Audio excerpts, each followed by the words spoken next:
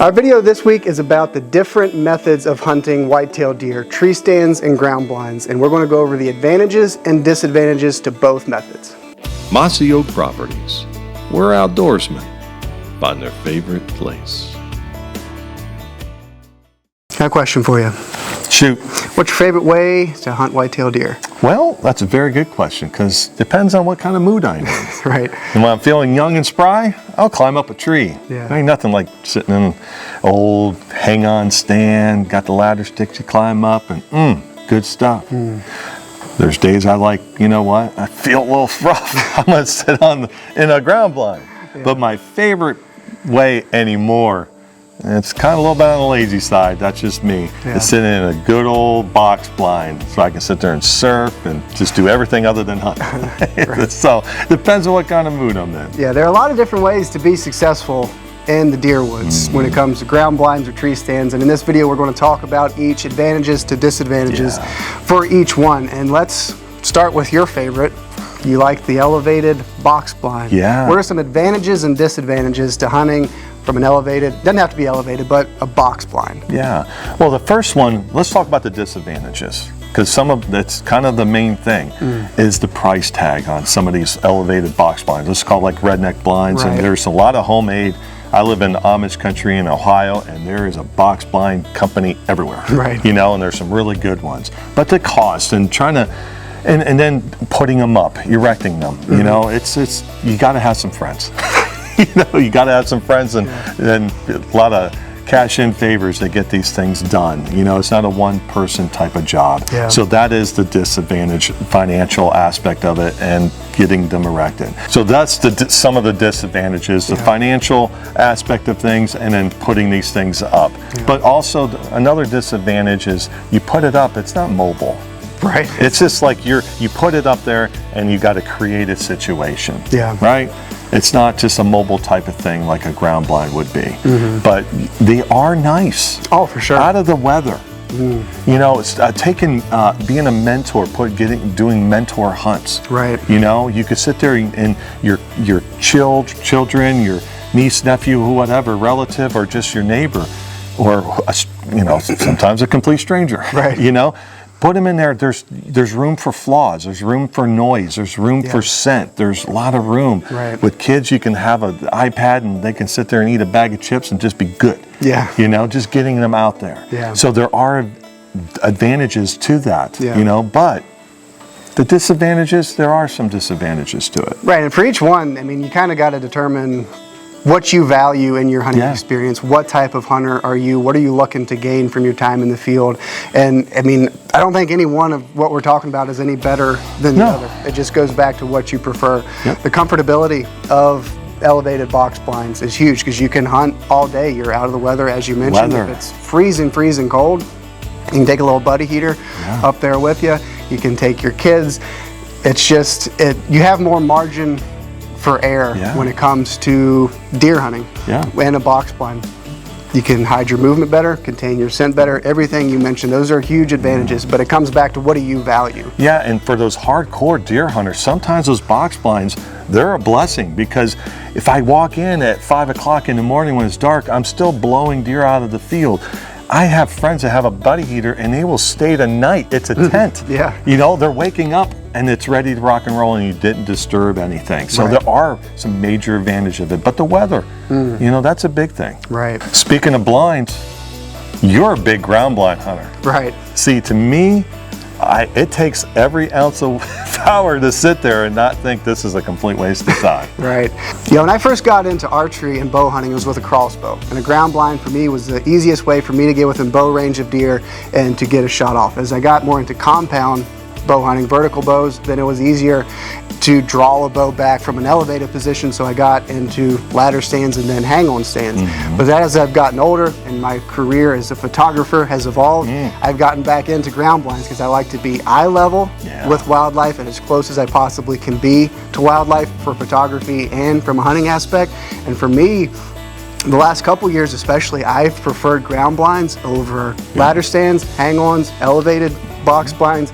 Being ground level with wildlife is the name of the game for me, and a ground blind is what helps me accomplish that. Yeah, and it is, you know, you just don't pop up a blind and expect the deer just to be used to it. That's one of the disadvantage to ground blinds. It's like you have to put them out and let them get used to it. It might be a week, it might be 2 weeks. You know, it depends on what your deer and your situation. Yeah. But talking about being in a grill of a whitetail deer off the ground and just a piece of really camouflage cloth that separates you two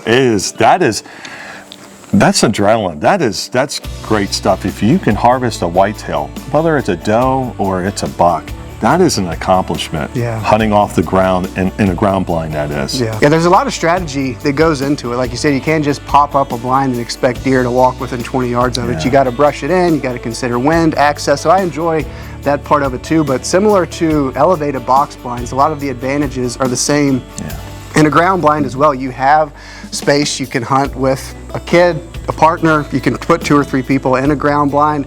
If you're hunting by yourself, you can kick your legs up, you can stretch out, you have more room for air, you can move around a little bit.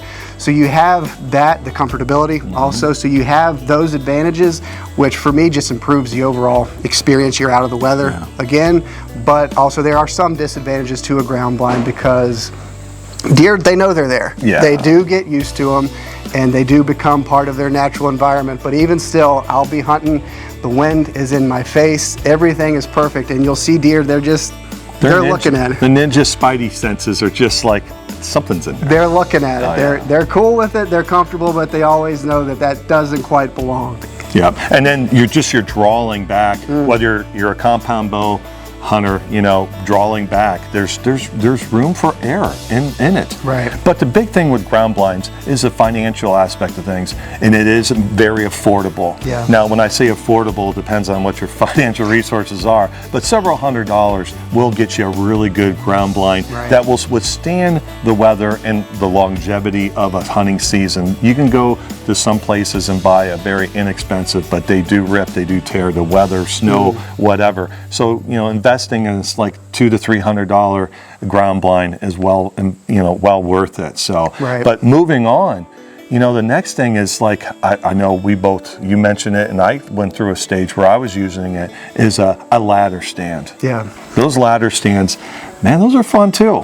It's easy. It's just like a mentored hunt too. It's very, for the most part, safe. It's climbing a ladder. You can get strapped in. The platform is usually bigger. There's a little bit more room, and stuff. But there are some disadvantages to them. For sure. For me, I see the most value in ladder stands for gun hunters, hunting with a firearm, with muzzleloader or a rifle, because you've got a shooting rail around that can double as a rest. You can also obviously successfully bow hunt from a ladder stand as well, but there are 2 main ladder stands you can hunt with a buddy, but I think ladder stands really have their most value for gun hunters. Because you got a little bit of room to move around. There could be deer right or left, and you can move your gun around. You got the rest with the shooting rail, and it's just really set up for gun hunters, I feel like. And with that being said, you can set that ladder stand off an area where your shooting distance is comfortable. It doesn't have to be on that deer run, because it is a ladder stand. There is, you stick out a little bit. They stick out a little bit. So getting off the beaten path of where the deer are going, within your comfortable shooting distance is a plus. Absolutely. And affordability, it's not that bad. No, there are affordable options for sure, and I mean, don't skimp on safe price, for sure, because it is your life that you are climbing up and trusting in that ladder stand. But they're similar to an effective ground blind. If you got some resources, invest in a good one, because it's a safe option. But the affordability is a plus of the ladder stand as well. And then moving on is, your hang-on stands. There's something great about sitting in a hang-on stand in a fall, and it's rut, and it's just everything you can hear, you can see. It's just something about it. You can tell him, his expression and mine. There's just, it's good stuff on a cool, crisp fall morning. I love a hang-on stand, because the best way I can describe it is you're out in it. In a ground blind, obviously you're in a blind. With a ladder stand, it's similar to a hang-on, but you're still concealed or confined. With a hang-on, they're not big. It's strapped onto the side of the tree, and you're out in the elements with wildlife. And I'm with you. There's nothing better than being in a hang-on stand, and it could just be a 1.5-year-old buck or a young doe, to have a deer walk by 10, 15 yards not knowing that you're 20 feet up a tree in a hang-on stand. It's just the best feeling. Yeah, you paid all this money for this camo and all this other stuff, and you're just stuck to a tree.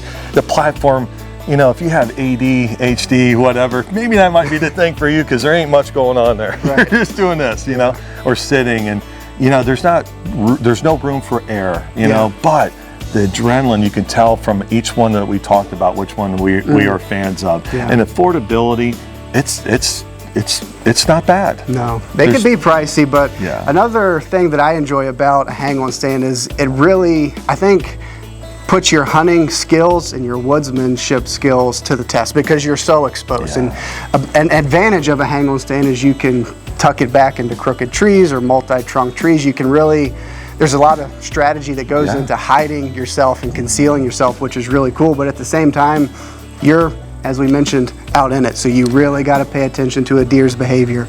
You really pay attention to the wind. Look, you know, watch a deer's eyes. Where is it looking? Watch their ears, because one little movement or one little pop or noise drawing your bow. It's really, to me, minus, you know, shooting the deer off the ground, minus a ground blind, a tree stand, a hang-on stand is like the ultimate test when it comes to bow hunting, to test your hunting skills. Yeah, and mobility. You buy a certain hang-on stand with a ladder stick package, which is a little pricey, but you are mobile. Same thing with a climber. You know, invest in a good climber, because they can be a little like the old days. We had these things called the bakers. There's a piece of plywood with a V and a metal band, and there was a sweet spot there that many of us back that are old enough, you know, late 40s, 50s, 60s, that know what I'm talking about, where the tree stand, the platform just went bye-bye, and you're just like a raccoon up in a tree going, oh, what now? But anyway, mobility makes you mobile. You know, having a climber or a good hang-on package that makes you mobile. Absolutely. You know, but again, there's advantages, disadvantages to everything that we talked about. But the big thing is, what is good for you? Right. What is good for you? And we have to be honest. Like when you're young and spry and youthful, you know, the mobility thing is probably, you know, try it, do it. We highly recommend it. For sure. As we get older, and you know, the old knees not like it used to be. You know, a ladder stand might be your thing, but if you're, you know, there's, again, mobility. Safety is a big thing. Safety is a primary concern for sure. Before you go out, and again, you got to ask yourself, what do you value? What type of hunter am I? What am I hoping to gain from my hunting experience?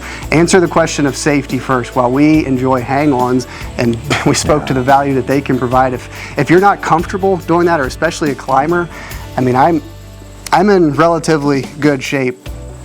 Knock on wood, I'm healthy. I am very fortunate to have the health to get out and hike and hunt as hard as I'd like. I don't feel safe in a climber. And that's just personal preference. I never do feel safe in a climber. As safe as they are, even with a lifeline and all the safety equipment that goes along with it, it's just not my cup of tea. So to answer that question first, and then you'll know what is best for your situation. Yeah, and there's things along with, if you are going to use a hang-on, even a ladder stand. You know, there are these things called lifelines. They're attached to the tree stand, or the tree, top of the tree stand, to the bottom of the tree. And you hook it up, and you just, every step you take, it's a line that goes up like a lineman's line. Very affordable. You can buy them at a store, Amazon, or you can make them yourself, go YouTube. But if you're gonna hunt that, do not hunt without a lifeline. It's not a big deal. It's not a hindrance. It's not in a way. And you get to go home to your wife, children, husband, whatever. You know, safety is a thing. So to wrap this up, you have to pick what is suited for you, whether it's your youth, your health, your physical condition, your financial resources, and also just safety. You have to be honest with yourself. Like, hey, I would like to hunt out of more of hang-on stands, but the old body is not like it used to be, and it stinks knowing that I'm at that point. You know, I don't want to be a limiting factor in enjoying myself, but I have to be honest. There's days where I can shimmy up like a red squirrel, but there's days where I'm just a big old fat possum. I'm not going to be able to do it today. Yeah, safety is the first thing to consider when you're deciding how you want to go out and enjoy whitetail deer hunting. Consider safety and what's going to provide you the most enjoyable hunting experience. In this video, we discussed advantages and disadvantages to ladder stands, hang-on stands, ground blinds, and elevated box blinds. Ask yourself what's going to provide you the best possible hunting experience, and then go from there. But whatever you do, enjoy your time in the woods. Mossy Oak Properties, where outdoorsmen find their favorite place.